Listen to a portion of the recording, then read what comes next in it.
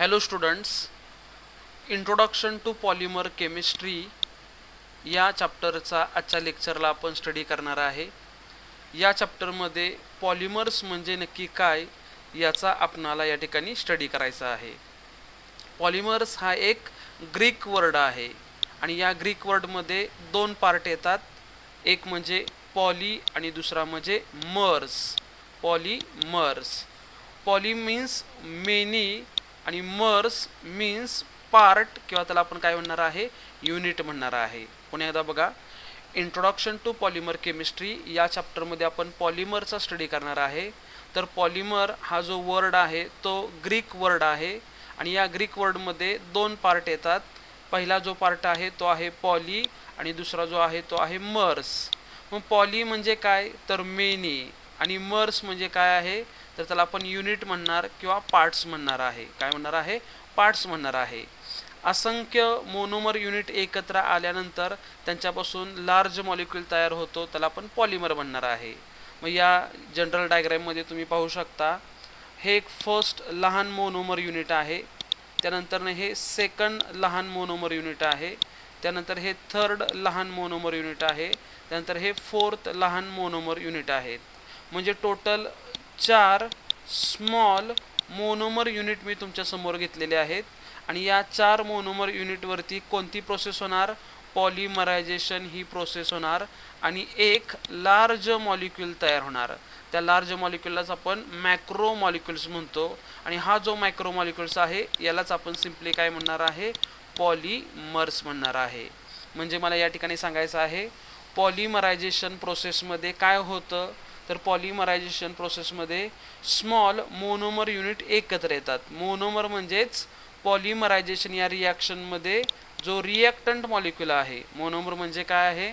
पॉलिमरायझेशन रिॲक्शनमध्ये जो reactant molecule आहे त्या रिॲक्टंट मॉलिक्यूलला आपण काय म्हणणार आहे तर मोनोमर्स म्हणणार आहे। त्या रिॲक्टंट मॉलिक्यूलला काय म्हणणार आहे? मोनोमर्स।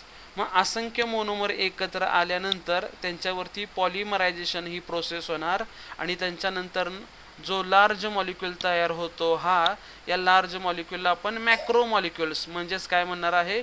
पॉलिमर्स म्हणणार आहे। म्हणजे simply polymers are high molecular mass macromolecule आहे। मग पॉलिमर काय आहे तर high molecular mass of macromolecules आहेत। तर अशा पॉलिमरचा या ठिकाणी आपण स्टडी करणार आहे। यानंतर आपण पॉलिमरच्या क्लासिफिकेशनचा स्टडी करणार आहे। पॉलिमरचे वेगवेगळे क्लासिफिकेशन आहेत। माझ्या माहितीनुसार पॉलिमरचे टोटल 6 क्लासिफिकेशन आहेत। तर त्या 6 क्लासिफिकेशनचा या ठिकाणी आपण स्टडी करणार आहोत। इंट्रोडक्शन टू पॉलिमर केमिस्ट्री या चॅप्टरमध्ये तुम्हाला पॉलिमरच्या क्लासिफिकेशनचा स्टडी करायचा आहे। तर पॉलिमरचे टोटल 6 क्लासिफिकेशनचे टाईप आहेत।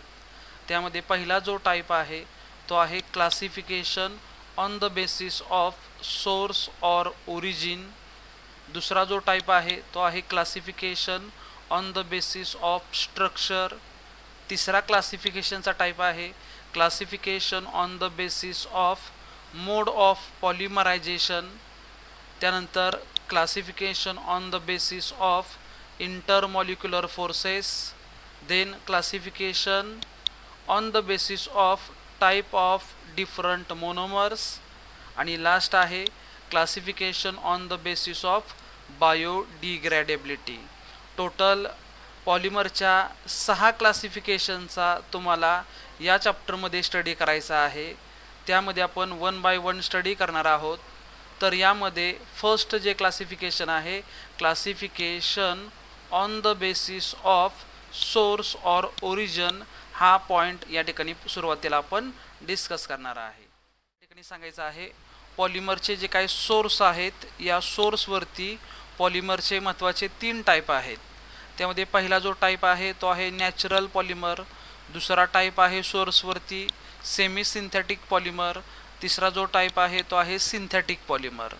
त्यामध्ये पहिला जो टाईप आहे नॅचरल पॉलिमर। मग नॅचरल पॉलिमर म्हणजे काय? आपण कोणाला म्हणतो नॅचरल पॉलिमर? जे पॉलिमर नॅचरली ऑकरिंग आहे, जे पॉलिमर आपल्याला निसर्गामधून मिळणार आहे, अशा पॉलिमरला आपण काय म्हणणार आहे? Natural polymer. या नॅचरल पॉलिमरमध्ये दोन टाईप येतात. त्यामध्ये पहिला जो टाईप आहे तो आहे प्लांट पॉलिमर आणि दुसरा जो टाईप आहे तो आहे ॲनिमल पॉलिमर. मग प्लांट पॉलिमरमध्ये काय येणार आहे, जे पॉलिमर आपल्याला प्लांटमधून मिळणार आहे त्याला आपण प्लांट पॉलिमर म्हणणार आहे आणि जे पॉलिमर आपल्याला ॲनिमलमधून मिळणार आहे त्याला आपण ॲनिमल पॉलिमर म्हणणार आहे. मग एक्झाम्पल तुम्ही या ठिकाणी पाहू शकता. सिल्क, वूल हे एक्झाम्पल कशाचे आहेत, तर ॲनिमल पॉलिमरचे आहेत, म्हणजेच नॅचरल पॉलिमरचे आहेत. ॲनिमल पॉलिमर कोणाला म्हणू शकतो आपण, जे ॲनिमलपासून आपल्याला पॉलिमर मिळत आहे त्याला आपण ॲनिमल पॉलिमर म्हणणार आहे.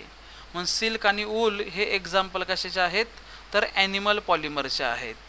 त्याचबरोबर कॉटन, लिनन, नॅचरल रबर हे जे तीन एक्झाम्पल आहेत यांना आपण काय म्हणणार आहे, तर it is a example of plant polymer. हे पॉलिमर आपल्याला प्लांटपासून मिळणार आहेत म्हणून यांना आपण प्लांट पॉलिमर म्हणणार आहे.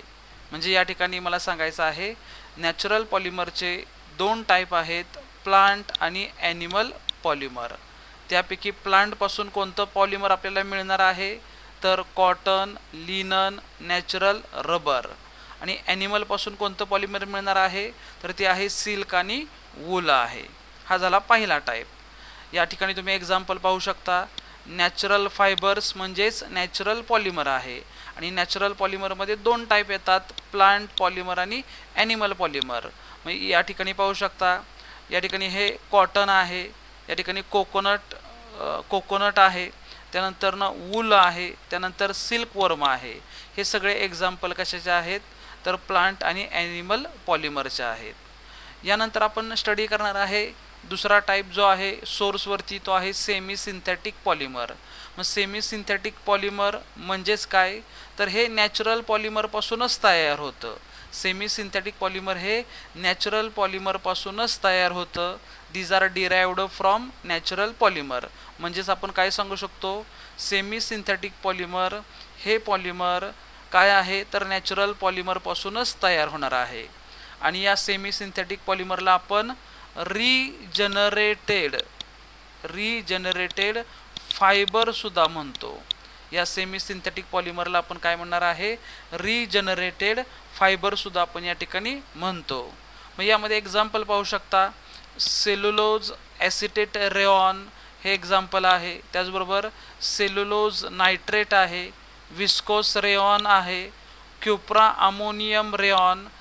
हे जे एक्झाम्पल आहेत हे सर्व एक्झाम्पल सेमी सिंथेटिक पॉलिमरचे आहेत. त्याचबरोबर या सेमी सिंथेटिक पॉलिमरचा यूज नॉन इनफ्लेमेबल फोटोग्राफिक फिल्ममध्ये केला जातो. बघा या ठिकाणी हे जे सेमी सिंथेटिक पॉलिमर आहे, या सेमी सिंथेटिक पॉलिमरचा यूज कुठे केला जातो, तर नॉन इनफ्लेमेबल फोटोग्राफिक फिल्म्समध्ये, त्याचबरोबर सिनेमा फिल्म्समध्ये आणि व्हर्निशेसमध्ये याचा यूज केला जातो. मग या ठिकाणी पाहू शकता हे जे एक्झाम्पल तुमच्यासमोर दिलेलं आहे, तर या एक्झाम्पलला आपण म्हणू शकतो रेऑन फायबर. आणि हे रेऑन फायबर एक्झाम्पल कशाचं आहे, तर सेमी सिंथेटिक पॉलिमरचा आहे. ठीक आहे. त्यानंतर तिसरा जो टाईप आहे तो आहे सिंथेटिक पॉलिमर. मग सिंथेटिक पॉलिमर म्हणजे काय, तर हे मॅनमेड पॉलिमर आहे. म्हणजे मला या ठिकाणी सांगायचं आहे सिंथेटिक पॉलिमर हे कसं असणार आहे, मॅनमेड पॉलिमर असणार आहे. ठीक आहे. मग मॅनमेड पॉलिमर पॉलिमरायझेशन रिॲक्शनमध्ये तयार होतं.